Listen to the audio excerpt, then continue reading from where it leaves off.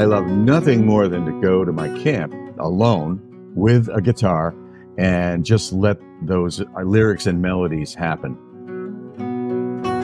She had a fly rod in her hand, and her hair was up in a red bandana, and it was a red and gold plaid shirt, and a pair of jeans, and shoes and boots. And I saw that fly rod and looked at her, and I went crazy. And at 6:15 in the morning, a guy knocked on my window while I was sleeping. He goes, "Well, float plane's leaving at 15.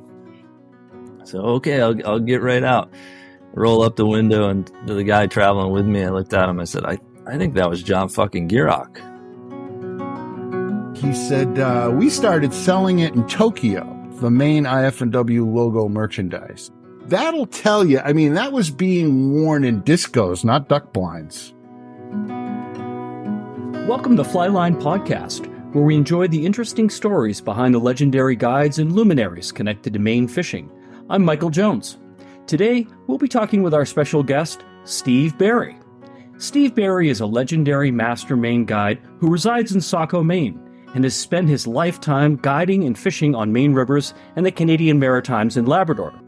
Steve built a cabin on the banks of the Moose River in Rockwood, Maine, and operates the Moose River Guide Service. Similar to a few other podcast guests, Nate Bacon and Randy Spencer, Steve utilizes his preferred watercraft, the Grand Laker canoe, to guide for landlocked salmon and native brook trout below the tailwaters of Brassway Dam on the Moose River. Fly fishing on the Moose River is a unique endeavor, and Steve knows the score. Floating smelt patterns, nymph fishing, and almost impossible ascents of the difficult rapids to access the best holes where the trophy moosehead trout and salmon spawners love to hold on the Moose River. I love to spend time fishing and hanging out with Steve on the river and in his cabin. If you are looking to hire a decorated guide for a day on the Moose River, Steve is your man. I learn a lot from Steve whenever we fish together and exchange ideas. We share a passion for fly fishing in Maine and Labrador, and Steve holds native brook trout and landlocked salmon in the highest regard, as I do as well. Steve is an engineer by training and has been responsible for sea testing some of the best battleships and destroyers to be commissioned by Bath Iron Works in Bath, Maine. If the ship does not pass the muster with Steve, the ship does not get released to the United States Navy. Steve is highly respected in the maritime engineering community, and he will share some great experiences of his professional endeavors in our intimate discussion.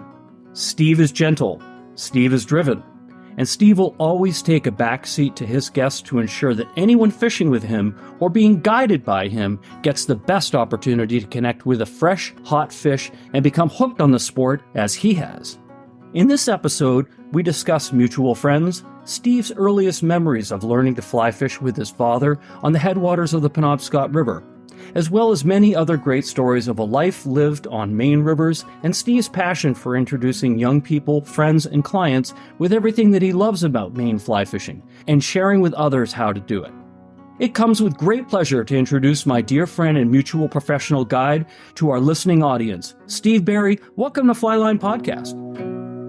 Hey, Mike, it's nice to be here. I'm right in my cabin, bringing up the rods for tomorrow morning at East Outlet, sitting right on the tail end of Gilbert's Pool, overlooking the spawning fish. Life is good. And here we are in mid-October. You and I have spent a lot of time fishing in Maine together. Steve, I really appreciate, and I know our audience appreciates having you on.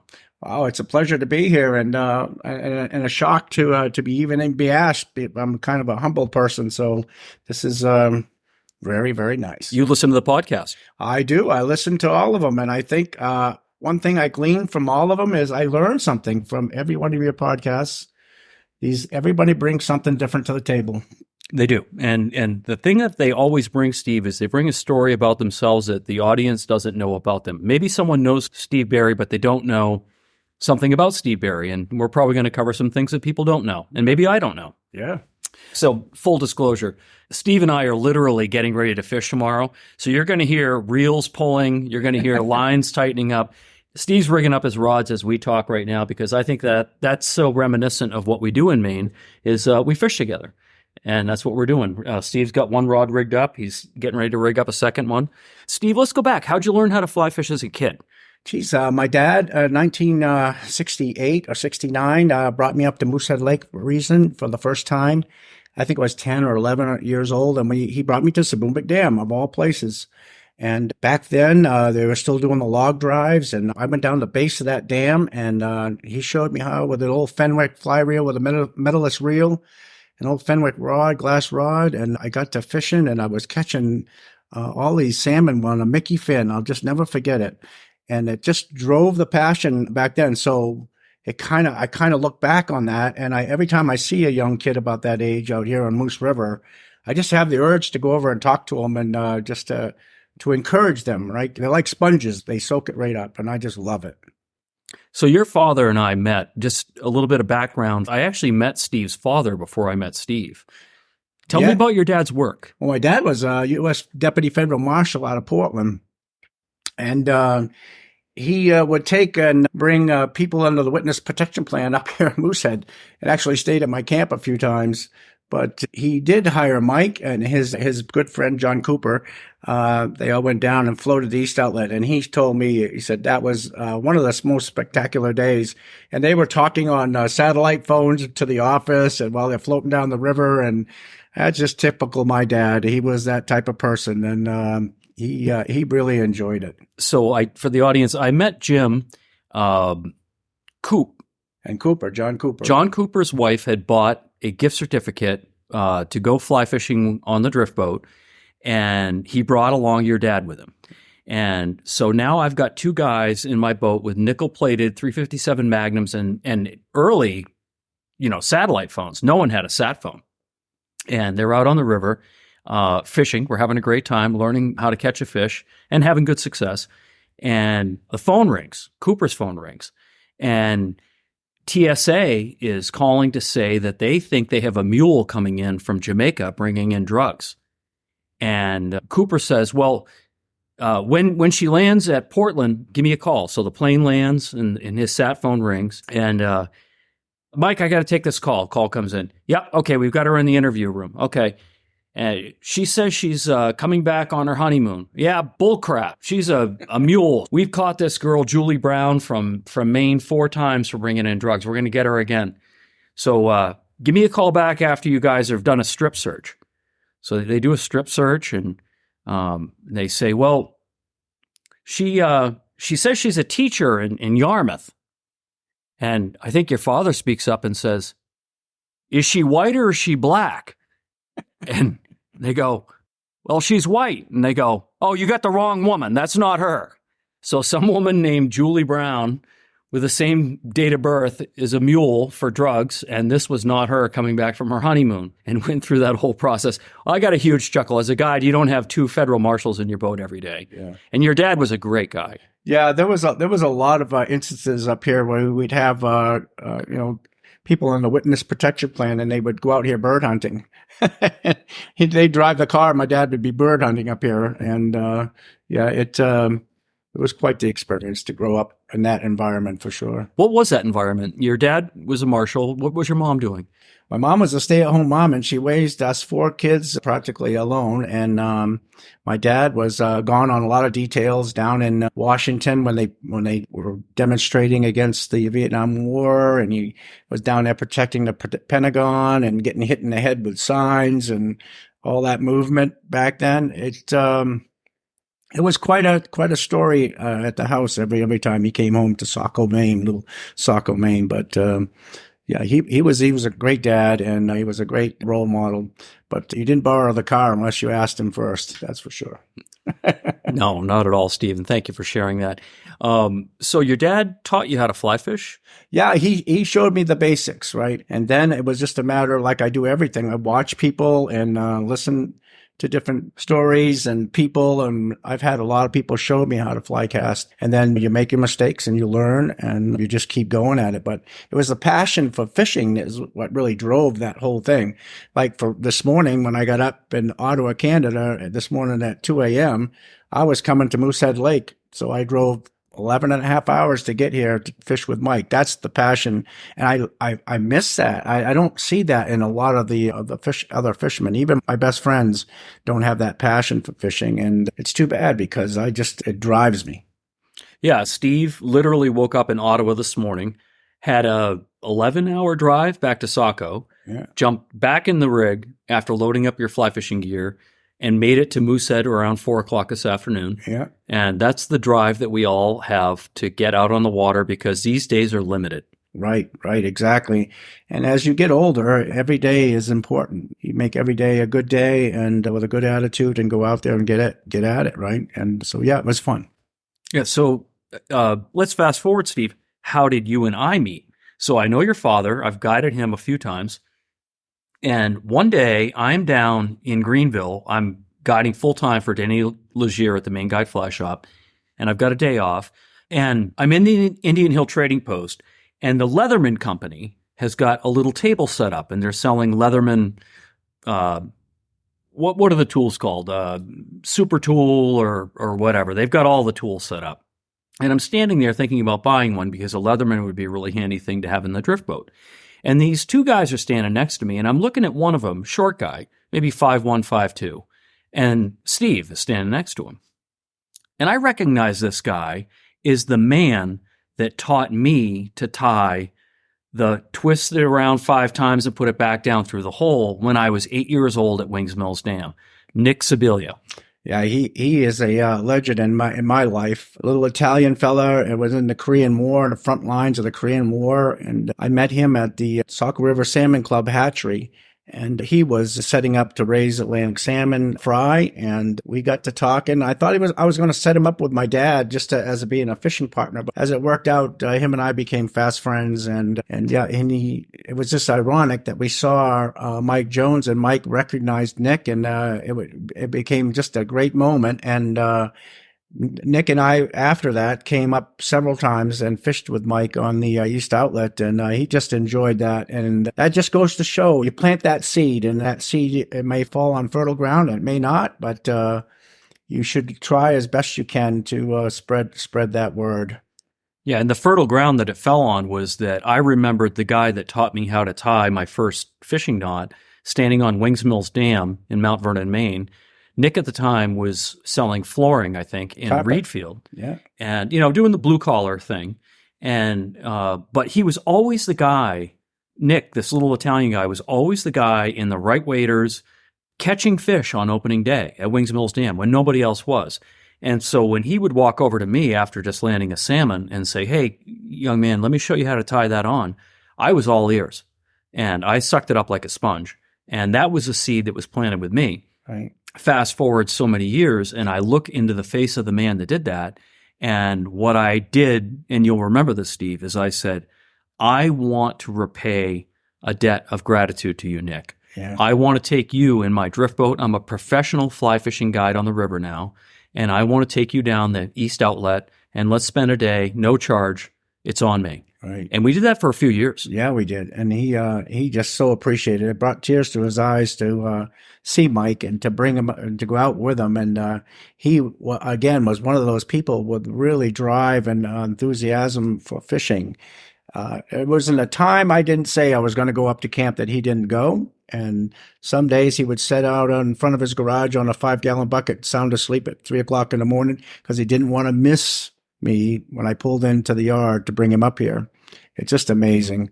I just gained so much energy from that feller and knowledge. My goodness, he had knowledge of everything you can think, and he's been everywhere. He was a nymph fisherman before nymph fishing was a thing. Yeah, he always used to say he was always turning over rocks, looking at nymphs and identifying them, and then trying to match it. He did that right up to his death in 2015, and he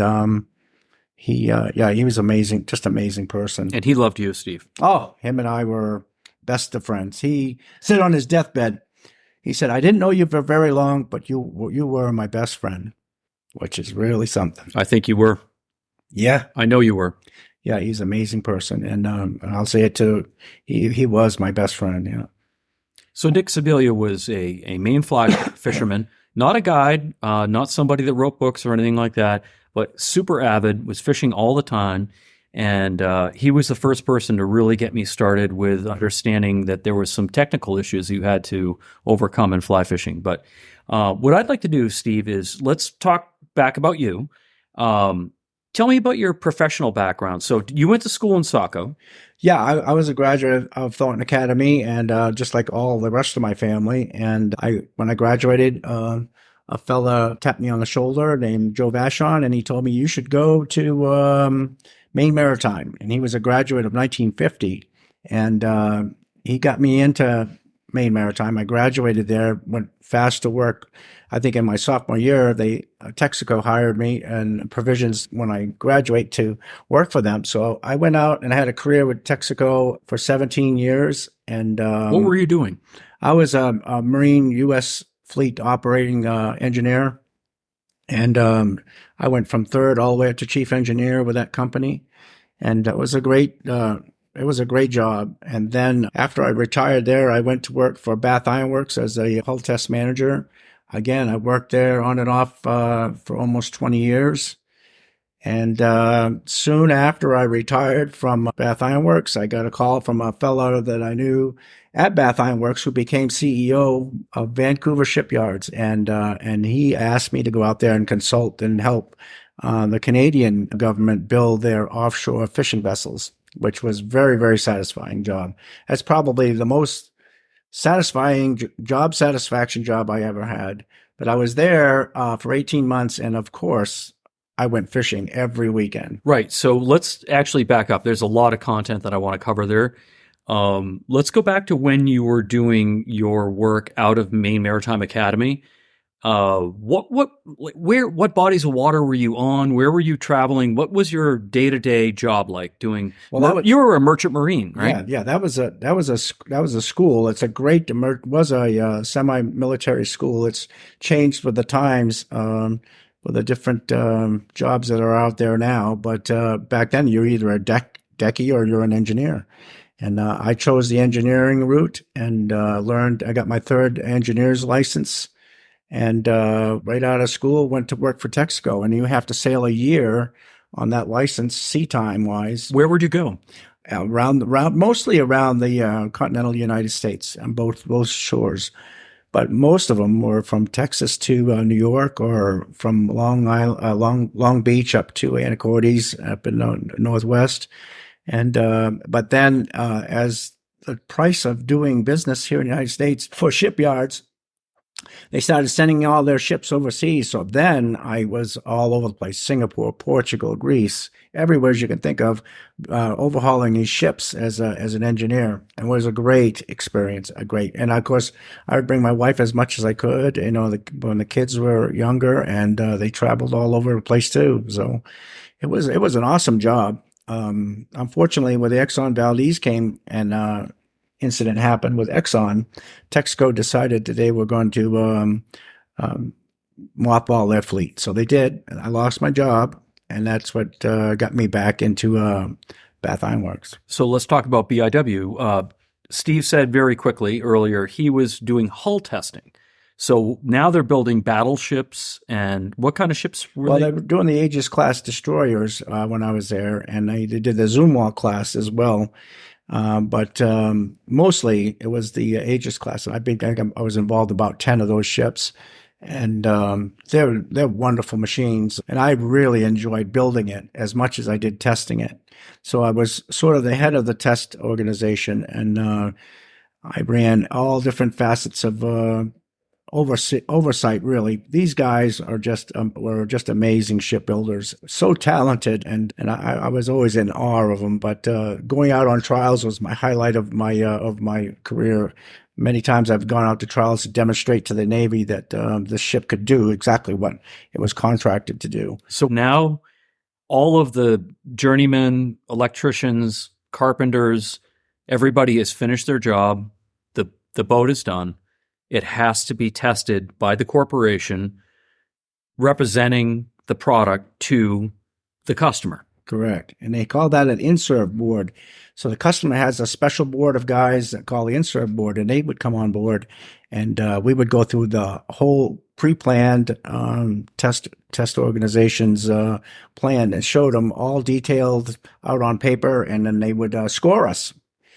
They would score us, A, B, C. The customer. Yeah, the customer, yeah. And then And then they would either they have write trial cards against the defects, and we'd be tasked to fix all them. And then when they were all fixed, then we would deliver the ship to the Navy.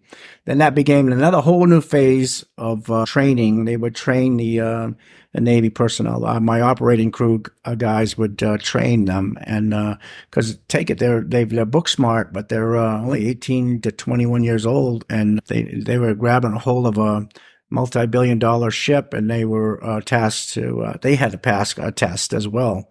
The Navy came on board and tested them to make sure that they knew that they could operate it. So all that was very, very satisfying, and I was very proud of that job, and I still am today. And we've got about 1,000 people on Facebook that all these guys talk back and forth. Some had better experiences than others, but for the most part, it was a very satisfying job. Well, your reputation at the shipyard, Steve, I don't talk to anybody you and I have known each other for a long time, but I come into casual conversations with people that say, oh, I work at BIW, at Bath Iron Works. And I say, well, I have a friend, you know Steve Barry? They all know you. Yeah. Everyone knows you. Well, you're yeah. a household name in the shipbuilding industry in Maine. Yeah, well, and that could be another podcast in itself. Yeah, well, hopefully all better, more good than bad, but it was quite a challenging job, and certainly there's every types of personality that you can think of there, and it takes all types to build a ship, and from politicians to the accountants to the engineers to the hands-on people on the ship, and again, I'm still at awe at what they can produce there. So at one point, Steve, I don't know if someone approaches you or you see an opportunity to go to Vancouver. Talk about that. Yeah, well, this fella that I had for superintendent at Bath Iron Works, Mark Lamar, and John McCarthy, ended up being president and vice president out there in Vancouver shipyard, really a startup Canadian shipyard out there. And they went out and they contracted a bunch of consultants, which were really a bunch of us retired fellas. And we went in, put our 2 cents in, and tried to help them not make the mistakes that they were liable to make when they first started up that yard. And those Canadian shipbuilders were just so easy to work with and very cooperative and wanted to learn. And it was very, very the job satisfaction was on. What were you guys building, Steve? Well, it was called the offshore OFSV. It was an offshore fish science vessel. And they would gill net these fish, and then and because Canada is really into the management of their oceans, and they would test water quality. They would do all the scientists. This was really a scientist bunch of biologists, whatnot, trying to see and monitor the health of the oceans out there. And they've got one in Halifax and two on the West Coast, and just spectacular vessels, and very capable of doing a lot. And the Coast Guard's doing it. Now we've graduated from that. Once we help consult and build those ships, they got contracts for joint. They call it a JSS, which is a joint supply ship, and that's the first military commissioned ship. That yeah, I'm really happy for them and for Mark and John and that whole crew out there. They were just again spectacular to work for. Steve, that's a great capture of your career, your professional endeavors that you've done. Let's go back to your fly fishing a little bit, if you don't mind, because I know that that's really where our audience, that's where their heart goes pitter pat. Right. So you learned how to fly fish from your dad. Tell me about becoming a guide. Yeah, well, I just saw the guides out here on the river. So I built this cabin in 1980, and there were probably 5 or 6 older guides out here. And I used to just marvel at how they would bring guys sports out, and some would just paddle, and they would paddle against the current all day. And others had their own locally made canoes around here. And the Records canoe are famous still today as being one of the most well-built canoes in this area. And I said, gee, someday I'm going to do that. But I never really had time, right, to go through it. So when I got laid off from Texaco in 1996, I said, I'm going to go out and get my Maine guide license. So I studied, and then I took the test thinking I'm just going to walk right in and get it. And I passed my hunting and fishing, but I flunked my recreational license. Okay. Yep. As a result, you have to take it all really one by one. Anyways, I got that license in 1998. And I said, well, after I built this house in 1982 on the tail end of Gilbert School, I said, I'm going to start guiding. So all through those years that I was at Bath Ironworks, I actually guided up here for about 24 people.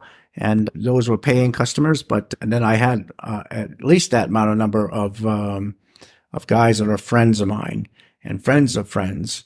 And I just really, really found it enjoyable. Again, it was job satisfaction was through the roof. So, Steve, I think it's fascinating. Steve was still working as a merchant marine when you saw this property on the Moose River that you and I are sitting at as we are recording this podcast right now. Yeah. You saw it available. Oh, it was crazy. I love the financing story. Yeah. Well, Bill Urich, Sr. was, he owned from way back when practically, a lot of the property up here. And, I started calling around. I said to my wife, I said, Jesus, she would love to have a place up here. So I found out who owned the big chunk of land, and went. And his daughter told me that he was in Colombia. The country? Yeah, the country of Colombia, and he was down there selling tires and dealing with diamonds or something. And so she gave me his phone number. I called him, and I just said, I would love to buy some property up there on the Moose River. And he said, well, where? And I told him, and he said, how much do you want? And I said, I don't know, give me 100 foot on the river. He said, sure, I'll sell it to you. So I couldn't believe it. So he sold it to me for, I think it was $18,000. And I went into the town of Greenville to ask for financing, and they said nothing up there in Rockwood, Maine is worth $18,000 on the water. And so I went and told him about that, and he turned right around and financed it for me at 12%. Owner financing. Owner financing. At 12%. 12%. Which is not a good rate. And it was 16% through Skowhegan savings. But anyways, long story short, I ended up buying it, and I was in a merchant marine, so I paid it off in a couple of years, and there began the process of building this cabin. What was the process of building the cabin? Well, this cabin has a vaulted ceiling. It's a traditional log siding cabin with modern amenities, double pane windows, great entrance, deck on the front looking over the river, a center chimney with wood stove. It's perfect. You have a drilled well, septic, everything. Yeah. It's perfect. And what year did you actually build the cabin, and tell the audience about the process of building the cabin? It was almost bizarre, because we bought the property. My wife and I cleared the lot, got it all cleared in 1982, and in the winter of 1982, we were driving back home to New Hampshire. And we stopped in Skowhegan at one of the supermarkets here. And on the truck of one of these guys' truck was a sign that said, I build log cabins. I just burst out laughing. I said, well, this is the type of guy I need to talk to. So I waited for him to come out of Hannaford's. And I said, hey, I showed him on an envelope. I said, I need a cabin built like this, and the foundation's poured and everything, and it's ready to go. It got power. And he said, sure, I'll build that cabin for you. I said, yeah, but I want those big log purlins in there, and I want it to be a little bit different than a kit house. He said, no problem. So in the March of 1982, him and I jumped up into this condo up here on the water, Moosehead condos up here, and we stayed there, and we built this thing, him and I. And he was a good carpenter. I was a hard worker, but he was a good carpenter. And he had got an old friction brake crane, and I brought it in, and we would lift these logs up, and they would put it all together. Was it a kit? No, it was, this is all custom, and the logs themselves are machined four sides, and so they snap together tongue and groove, so make a nice, tight fit. But the logs are something that he cut out, spruce logs he cut out of his, in backward property where he lived, and he dried them and he milled them and, one side, and, yeah, he just brought them up in a big old truck, and, we put it together.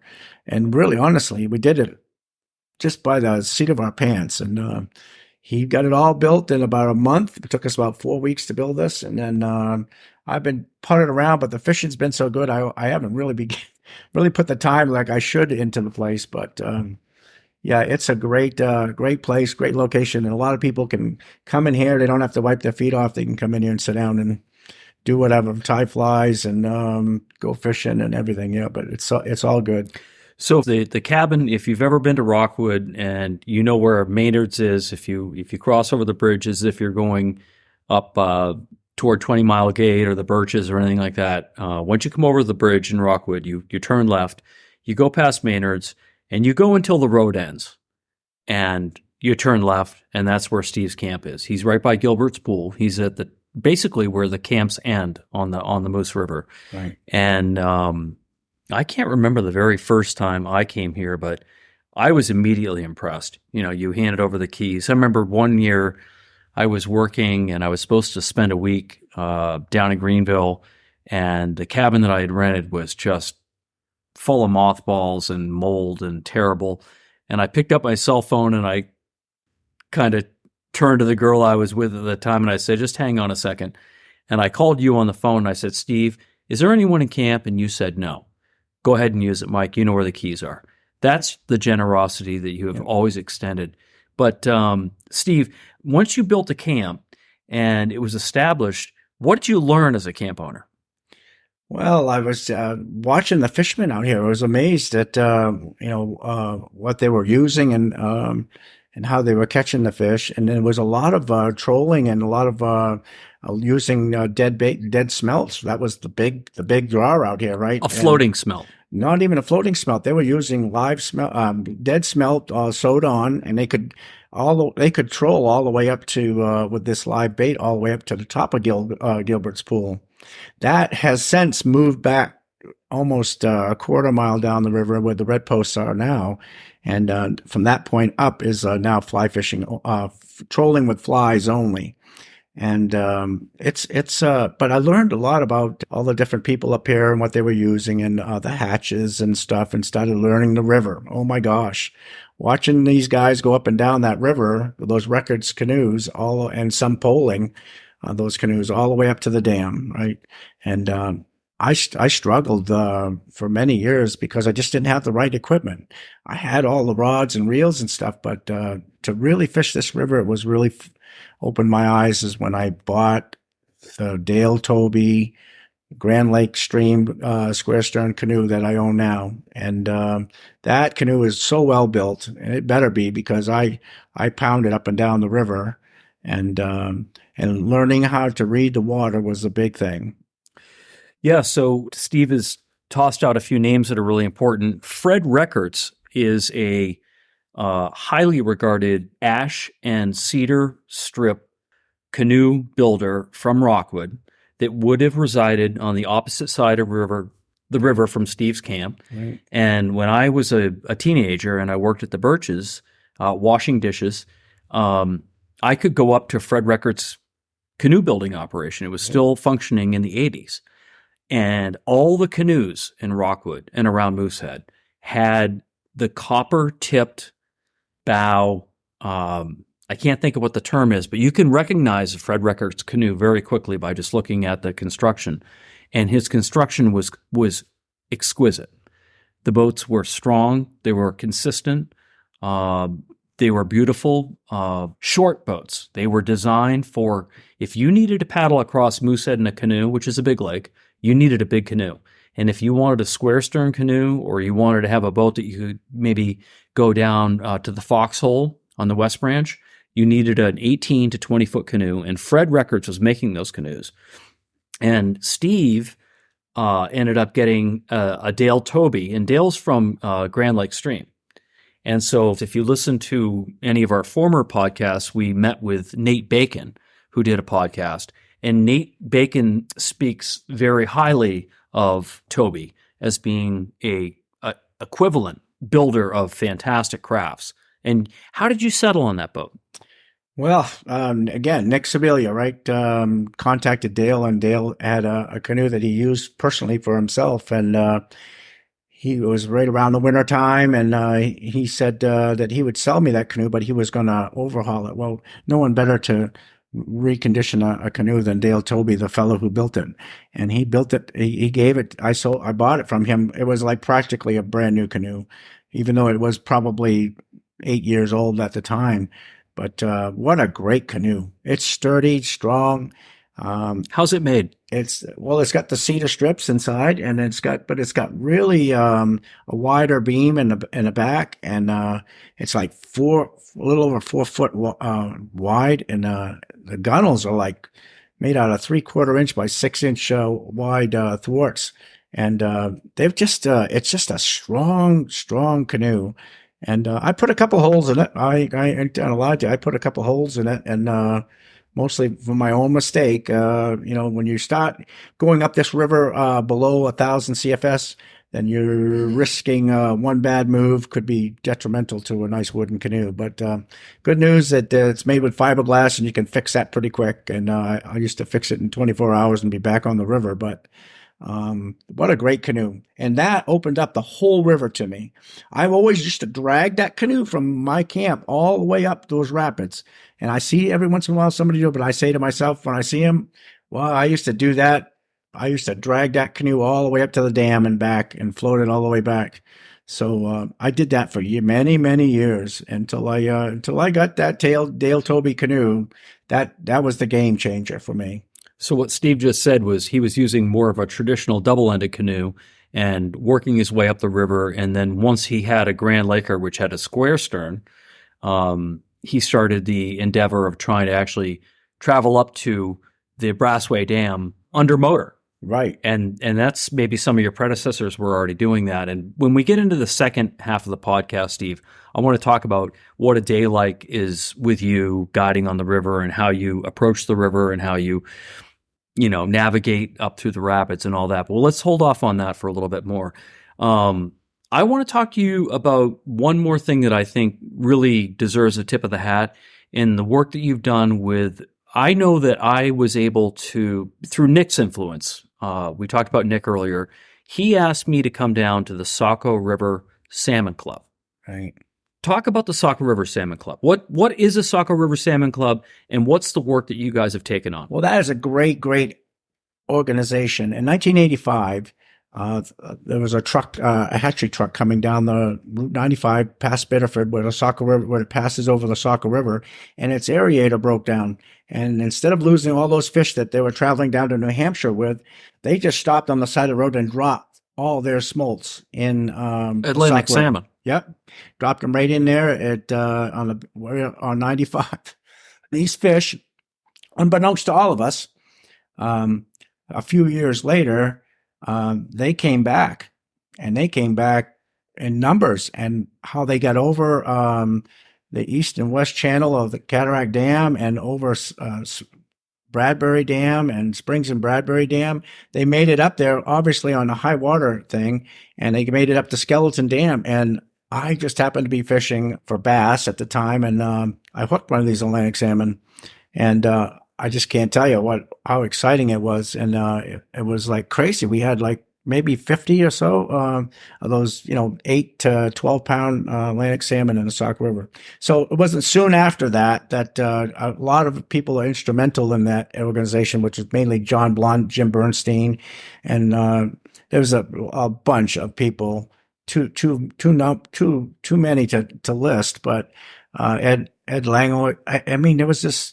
They actually said, well, it's maybe if the water equality is good, then why don't we make a hatchery? So there it began. And it started out in Dayton and Buxton, and they built a little hatchery, and they were stocking little fry, and it was very satisfying, but probably not so productive. But over the 30 years, if you can believe it. I've been doing that for over 35 years. I was in that organization, and it's done some marvelous things. Habitat restoration, fish passage over dams, teaching the kids in the Fish Friends program all through all the area, 5th graders, 6th graders, teaching them the life cycle of the salmon. And yeah, it was really, really rewarding. Not so productive, but rewarding. And now the University of New England raises adult salmon along with us, and they go through the whole process of milking the eggs and fertilizing them, and then raising those little fry back into our hatchery. So we had to do that because of the listing of Atlantic salmon as an endangered species. And once we did that, they did that, we lost our source of eggs. So we had to find a way to get our own eggs, and that's what they're doing today. University of New England students are helped raise the Atlantic salmon, and we're taking the eggs and we're bringing them up almost all the way through the fry, par, smolt stage, all the way to adults. And you introduced them into the Saco River. And then we had to find out where, right? And we did do all those surveys. Those guys did countless hours of surveys of the best habitat by units, and couldn't overstock things, could understock things. The state couldn't stock brook trout on top of the Atlantic salmon. We had to have a place for them to go. Culverts had to be fixed. Beaver dams had to be taken down. I mean, these guys were just working tirelessly, and all volunteer work, and no funding from the state, all from local businesses and from the Atlantic Salmon Federation and volunteer work. And L.L. Bean used to give us a lot of money to help us build the hatchery, to update the thing. But I was an engineer in merchant marine, so I fit right in there perfectly. And I sat there and did a lot of the plumbing with Ray Dusso, and him and I and a lot of the fellas, John Blunt, everybody just worked really hard on getting that system set up. So when you talk about that system, Steve, you've talked to me about it before, but you've not shared it with the audience. Tell me about the hatchery that you guys have and why it's unique in the way that it works. Well, it's a closed system. Most of the systems you see out throughout the country are flow through, so water in, water out. This is water that just goes around and around. So with that, you have to filtrate it and disinfect it and the right flow and oxygenate it, and temperature. There's a lot of mechanical things. One mechanical thing breaks, fish die. And so that was the stress part of that whole, and still is, of that whole operation is one mistake, one night, and you can lose the whole year class of fish that you're trying so hard to duplicate nature, right? Nature does this on automatic, right? And but we have to do it with all refrigeration units and everything else, right? And it's incredibly hard, which gave me a real appreciation for the fish here in Moose River and all throughout the state. Is when you get a fish that's 2 or 3 years old, what it took to get that fish to be 2 or 3 years old is amazing, right? It's amazing how they made it that way. They're so precious. I would really refrain from killing any of those fish. I don't think I've killed but 2 or 3 fish in the last 10 years, mostly because I have such a deep respect for those fish and how valuable and what a precious resource we have here in Maine, right? The brook trout, I grab those brook trout, I just can't believe them. And the job the biologists are doing, I think, what they're doing in Moosehead Lake is very good. Steve Seebeck and Tim Ombre they're just wonderful people, and they do a great job. And it's a thankless job, but I appreciate their hard work. And we're talking, Steve's referring to the work that they're doing on the tributaries as well as the lake itself. And so I want you to think naturally East Outlet, Moose River, Roach River, right? The largest spawning area for the native brook trout. Absolutely. And little places like Seboomic Stream, yeah, and all the tributaries that lead into Moosehead Lake. But Steve, I want to take a quick break if you don't mind. And we're going to do a flyline flashback. And after we come back from the flashback, I want to talk to you about McKenzie River Lodge, because we both love it. And I want to talk to you more about guiding and fishing on the Moose River and maybe some of the history that's connected to it that you know. Right on. Thanks. In this flyline flashback, we reference the history of Arthur McDougall from excerpts from the Outdoor Sporting Library. Arthur McDougall Jr. was born the son of a carpenter-turned-preacher in Enfield, Maine in 1896. After spending time overseas during World War I and a subsequent education at the Theological Seminary in Bangor, Maine, McDougall was called to the ministry to preach at a church in Bingham in 1923. Soon thereafter, he began to write. It seems as though things all began to come together there on the banks of the Kennebec River, so famed for its trout and salmon fishing, and a fictional character, Dud Dean, sprang to life through McDougall's writing. First appearing in Field and Stream magazine in the 1930s and later compiled in several published books, the Dud Dean stories were wildly popular for the magazine. Dud Dean was, as they say, the quintessential Maine guide, an honest man, expert woodsman and captivating storyteller. Dean captured the hearts and minds of outdoor enthusiasts throughout the country for decades through McDougall's pen. McDougall was a constant presence in the Dud Dean stories and told them in first person. In typical fashion, he and Dud would often be out on some trout water or headed that way, and Dud would get to telling stories. Dud was an incredible storyteller, but not because he stretched the truth. On the contrary, Dud's honesty was refreshing. It was the way he described the setting and the people in his stories in an unexpected clarity of his somewhat broken Maine dialect that made them so appealing. In any Dud Dean tale, McDougall had the uncanny ability to really make you feel like you were there, in the Maine woods, walking alongside Dud and their companions. In addition, the era in which these stories were based adds even more appeal. Reaches of the Kennebec River, area streams, lakes, and ponds were described in a time when roads, houses, dams, and other signs of encroaching civilization were much less pronounced. Most places required a train ride or a long walk from Bingham for a day's fishing. Even though cars began to arrive on the local scene, roads in which to drive them were scarce. Waterways were still a major means of transportation, including the shipment of millions of logs downriver to the mills. And, at least in the Dud Dean stories, the fishing was much, much better. Each of the Dud Dean stories contains in it a unique sense of people and place. Characteristics found in the personality of Dud Dean and the surrounding cast of characters in his stories are real.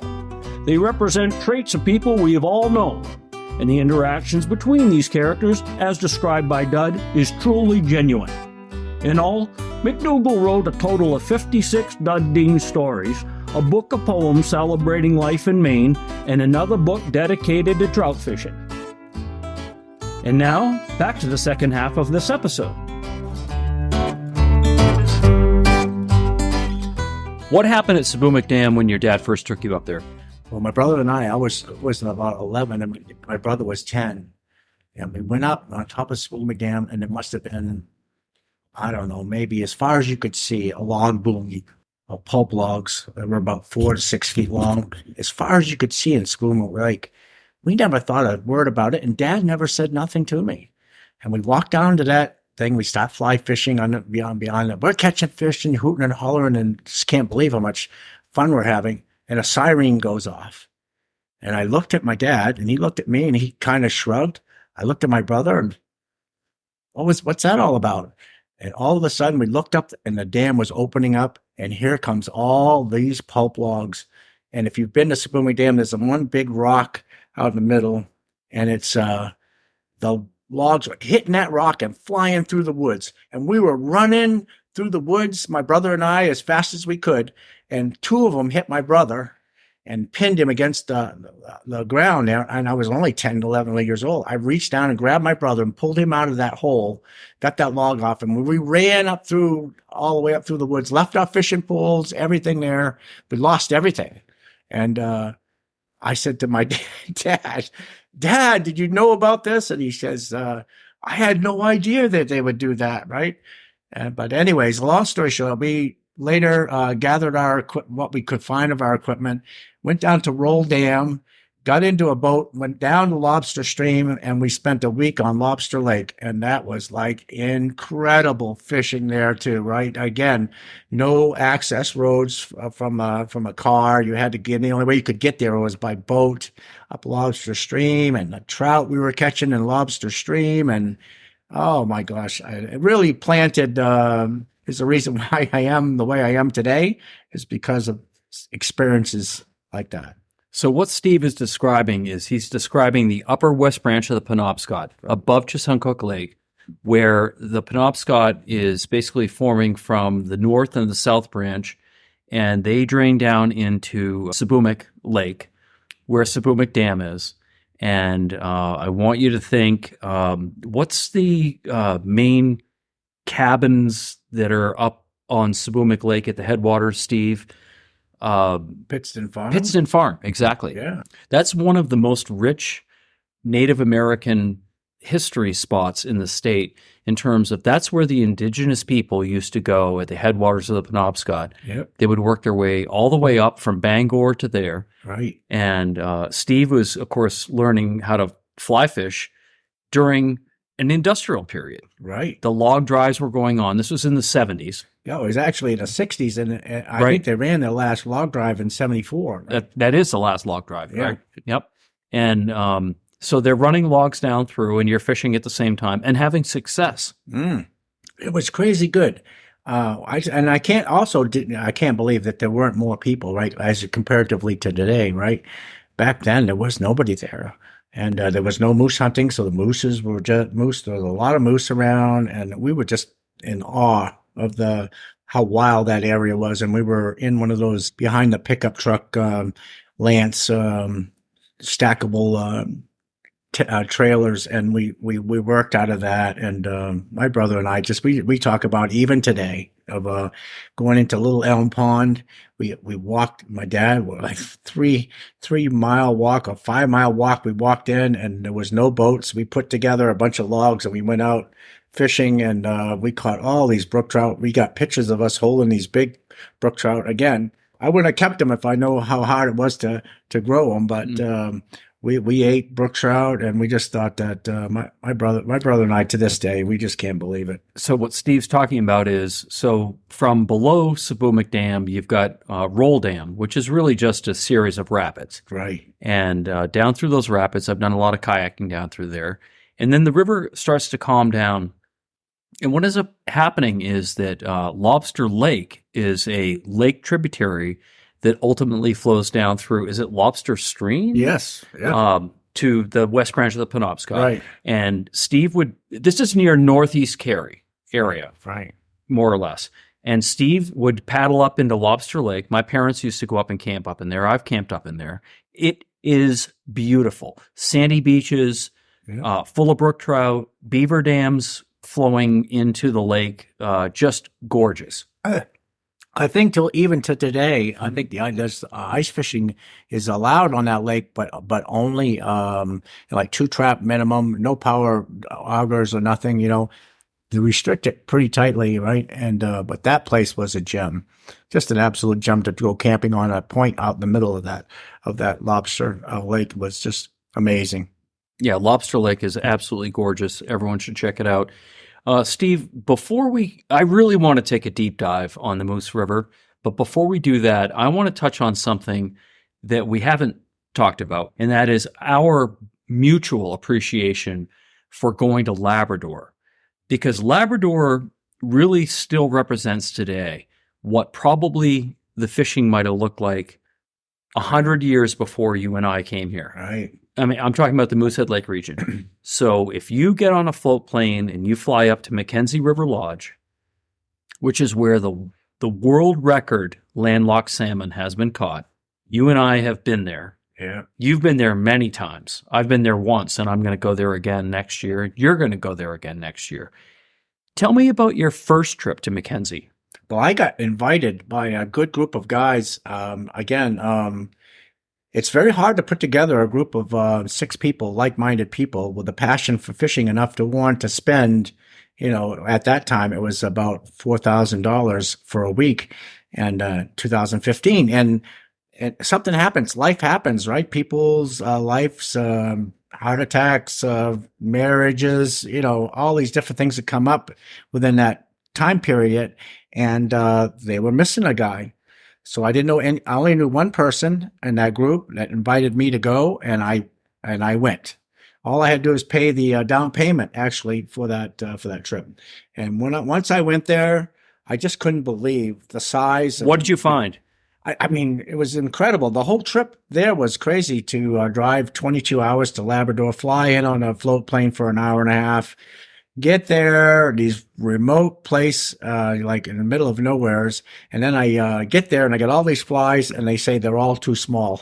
And I thought to myself, wow, I'm going to go try these fish out, And so they gave me, the old fellow there gave me an old floating mouse pattern, because lemmings are prolific there, and these brook trout and these salmon eat the dickens out of them.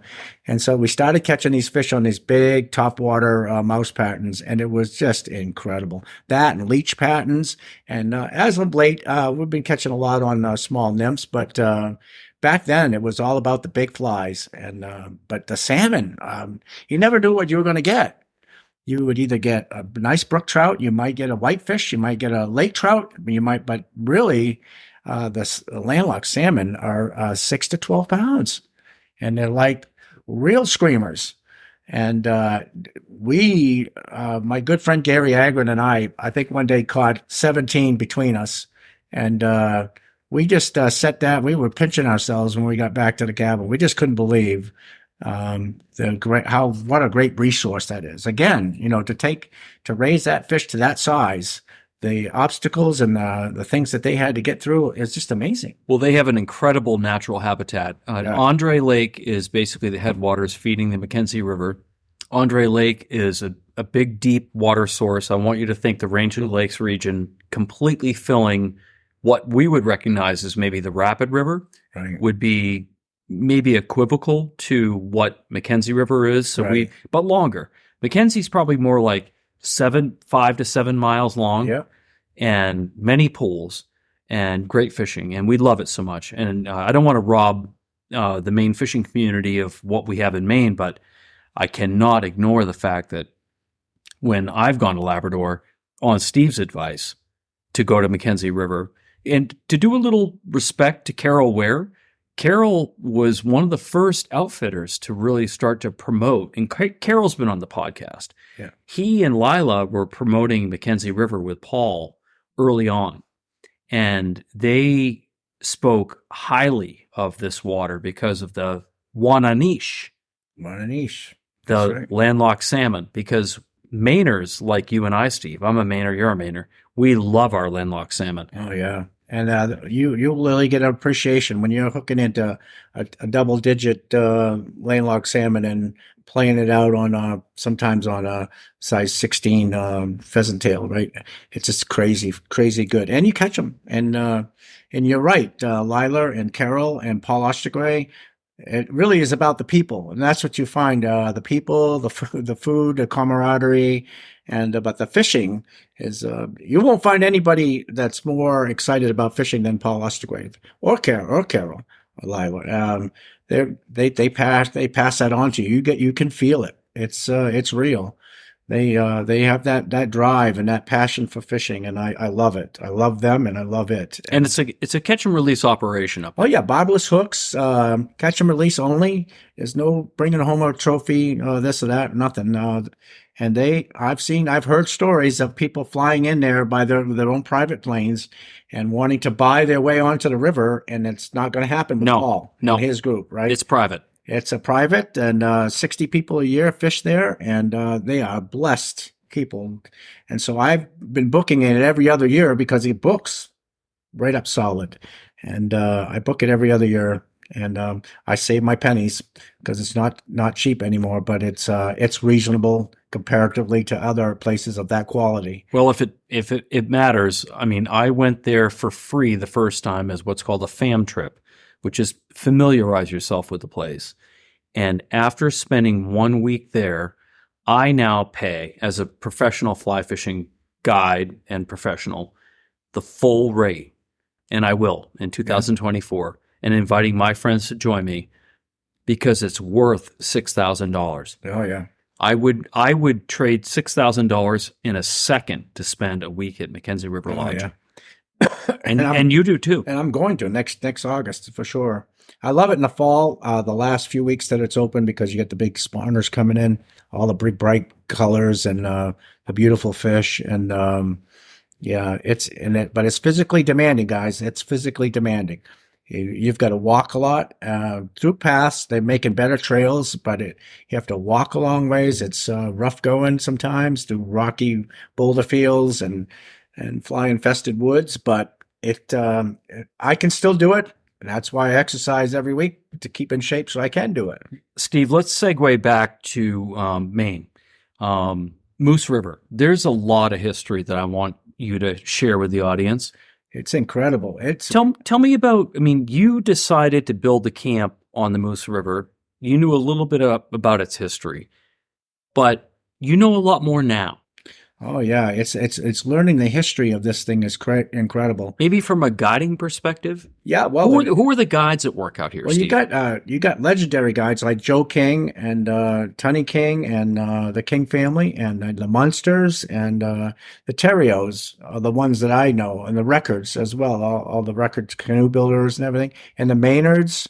And there's probably a half dozen families that grew up over here. And they tell me the stories of them catching all kinds of lake trout back in the 40s and stuff. That dam was started in 1925 and finished in 27. But the whole history is incredible.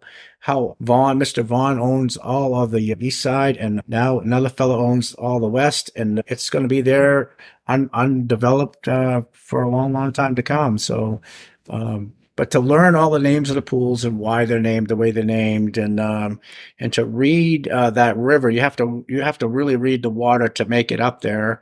I've learned that sometimes the hard way. I often tell Russ Terrio I rototill the bottom every year for him so he doesn't hit any rocks.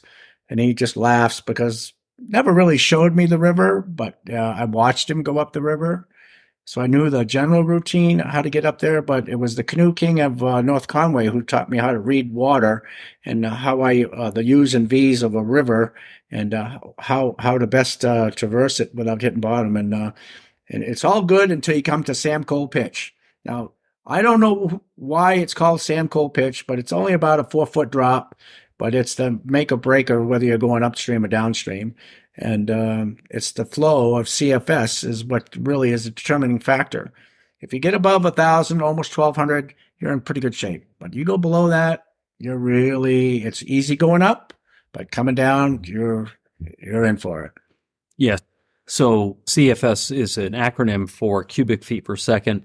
And the Moose River, like the East Outlet or the Penobscot, West Branch, or anywhere else, they're always releasing water out of the dam. So if the river on the Moose is below 1,200 or 1,000, it's very difficult to take a propeller-powered boat and navigate all the way to the dam. Right. So, Steve, let's back up. Let's talk about the pools, because to me, the pools are historical. Yes. So we're sitting here, again, on your camp, right below Gilbert's Pool. Right. And so if you motor up from what used to be the Moose River store, and you go by Maynard's and the water starts to flow, we get to Gilbert's, take me through the pools up to the dam. Yeah, it goes, we call Gilbert's Pool, I think, was named after a lady who owned where my house is now, and all the houses all the way to the end of the road. And she had her own guide who stayed in an area right around where my house is built today. And I believe that's why it was called Gilbert's Pool. The next pool up we call Scott's Pool. Again, that was from Scott Paper Company. No particular reason why it was named that. You go upriver a little further, you go to Vaughn's Pool. Now, Mr. Vaughn owned all the property from my house all the way to the dam on the opposite side of the river from my house. He owned it all, and he had one camp up there, only accessible by boat only.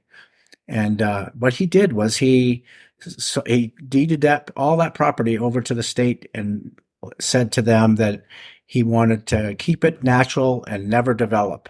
So they made it basically a preserve, right? So all that property up there, Yeah, there's no camps up there. no camps, and there's nothing, only a trail for the fishermen to come down through and fish.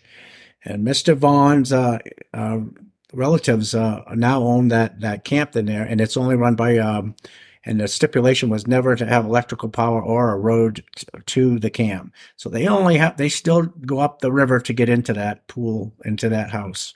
Gas lights, gas stove, and everything.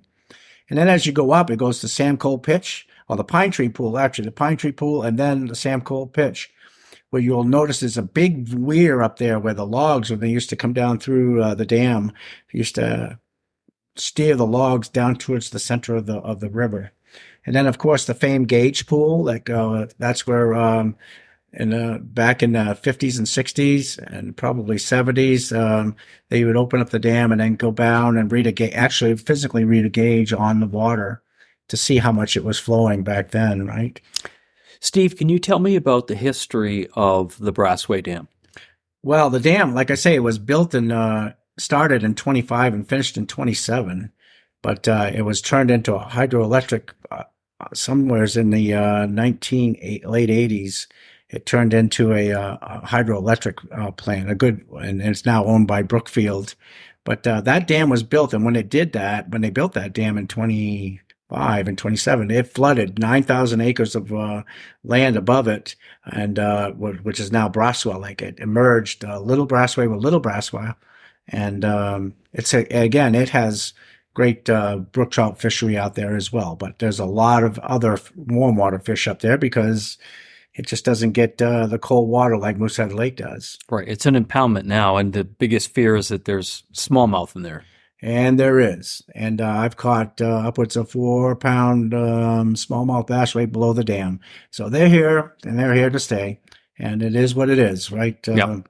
But we noticed up there in McKenzie, right, that the pike live right next to the salmon and the trout, and they make it work. Yeah, so although you have the unfortunate occurrence of a foreign fish moving into a piece of water like Brassway Lake above Brassway Dam, those fish are turning into forage fish. You're catching salmon with yellow perch and smallmouth bass in their mouth. Absolutely. I caught some just here in September where the fish that were jumping around the dam and below the dam were actually jumping for yellow perch. Coming out of the turbines. Coming through the turbine. Right. Yeah. What else do you remember about the families that you mentioned earlier, the Munsters, the Terrios, and all them guiding on the river as you were starting to guide? What are some of your memories, and how did you connect with those people? Well, I was just sitting here watching them go by my house, and I just couldn't believe Woody from Woody's campground would be paddling a Records canoe, and a sport up front were just jigging 2 rods. They go all the way up through the rapids where it takes my 8 horsepower about half throttle to get up through some of these rapids, and these guys did it by hand. They were poling. They were actually, some of them were poling, some were just big wide paddles, and they would paddle these sports up there. To this day, I still can't believe it. And even to this, just as soon as last year, Russ Terrio poled his canoe all the way up to the dam. And how old is Russ? He's 86. He poled the entire upper part of the Moose River to the Brassway Dam. In a Records canoe. In a Records canoe. Steve, when you started to use your own Grand Laker made by Toby, what was your first experience like actually navigating the river? Oh, I was so nervous because I was so in love with that canoe, and I was just scared to death, really. But I said, I'll just take it slow. And I had my good friend Nick up front, and he was looking at rocks, pointing left or right. But I could read the water enough to get up there. But when it came to Sam Cole Pitch, I mean, I would just sit there. We talked and we talked and we talked about getting over it. And then I just said, I'm just going to do it. I kind of know where to go, but I'll poke it through. And when we made it up, it was like I won the lottery, because now I had access to Gage and the dam, which to me is some of the best water in the whole river. And I just love it, the fact that I can go anywhere. If there's fishermen on the one side, I can go to the opposite side. I can stay away from people, and I can, as much as I can, and bring my sports to right where the fish are, inaccessible to those shore fishermen. And it makes it a lot of fun. It really does. And I can just sit there in that canoe and talk, and I've seen moose go across that river. Now there's all kinds of eagles out here, and a big gray heron out here. And it's just a wonderful river. I've just fallen in love with it. I just can't stop thinking about it when I'm not here. But to share it is where where I really get my enjoyment out of it. And I saw a couple of young 10-year-olds, 12-year-olds, and dads showing them how to fish. And I just can't wait to share that information with all those types of people, to try to get more passionate people outside, right? Outside fishing. So if somebody wants to hire Steve Barry to go on a Moose River trip, the season is not all summer long. When does it start? When's the best time to come? And tell me about, like, I can see, as I'm sitting here tonight looking out at the river, you have a great run right in front of your camp. You could fish. Yeah. You could do nothing more than to just sit right out here on anchor. Well, but you must have kind of a routine of how you take people up the river to share. Absolutely. If I get the water flow, I'll start at the dam. And I'll give it. You go all the way. I'll go right up to the dam and start there and work my way all the way back. That's kind of my routine that I use, and I get up there early, up to the dam, and just work my way back all the pools. I go wherever nobody else is, and it'll take me all morning. So a typical morning is like from 4:30 in the morning till about 10:30. Then I stop and I wait until about 2:30 in the afternoon. I go out and do another section. Do the same routine, go up and back. Now, the best time to fish here, obviously, is like from the 1st of May, say it about the 10th of May, ice out, to about all the way through the end of June. But the biggest thing is the flow of water. It can extend or shorten your season dramatically. When they got a lot of flow, the fish love it in here. When they shut the dam, or if they shut the dam in the middle of June, those fish will move out into the river, out into the lake. But and then the last 2 weeks of September, obviously the spawners, it's spectacular, just spectacular. And I understand the reason for closing it on September 30th is really to protect the spawning fish on their reds. I understand it, and I respect it, right? And I respect those biologists who work very hard at trying to manage those fish. But the routine I do is I do those 5 or 6 hours in the morning, 5 or 6 hours in the afternoon. And I will guide veterans and their wounded warriors. I have my own little wounded warrior program where I will people who are staying at the camps down below that want to be guided. I do it for free. And people over 80, pretty much I do for free.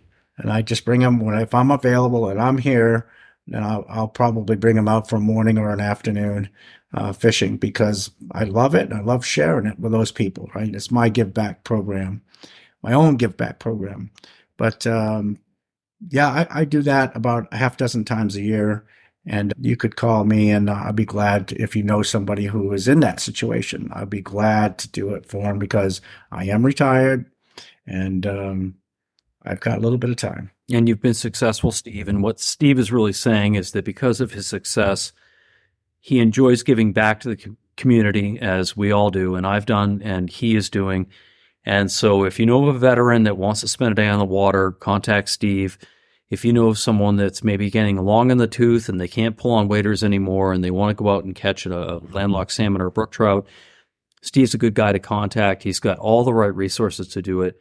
I also know, Steve, that you have always had an interest with helping young people. You talked a little bit about it earlier with encountering someone on the river, but tell me a little bit more about some of the things that you've done with working with the youth.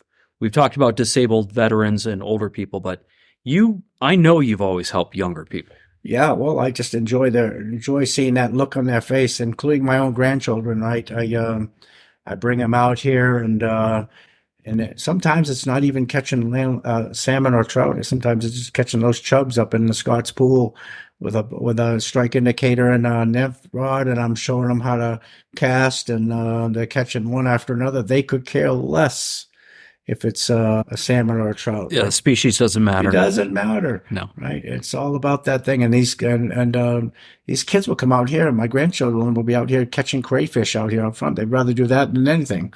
They look more forward to that than anything. But to see the kids, I'm very approachable, and I encourage you to get a hold of me if you had somebody you knew that would really benefit that, especially the younger kids. I've had kids on Facebook. Their dads say, "Gee, could you bring my kid out?" And I said, "Yeah, I'll be here at 4:00 in the morning on a Saturday morning." And they're standing out there with waders on and with their poles in their hand, which nothing makes me more happy to do than to do that for people. It's not about the money anymore, right? It's about the people. No, that's great, Steve. So, you've made an indelible mark on, with your work with Merchant Marines, working at BIW. Everyone knows you there. Extending your recreational interests to do more on the Moose River, being a guide. You're a Master Maine guide. You did accomplish getting your recreational license. Steve is a guy that loves to wear a wool jacket because that's the best fabric to wear. He's a great friend. He's been a friend of friends of mine. I consider him family, and I want to share this experience to meet who Steve is because he's an incredible asset to our community. Steve, thank you for joining the podcast. You are very welcome, Mike. That brings us to the end of this episode. Thank you for joining us for this intimate discussion, and thank you for listening to Flyline Podcast. A new Flyline Podcast episode will be released every 2 weeks on Tuesdays, so be sure to come back to meet our next famous guest. Until then, this is Michael Jones, and we invite you to visit the blog section of our website to enjoy photos and contributions from our guests and experience all of our episodes at flylinepodcast.com.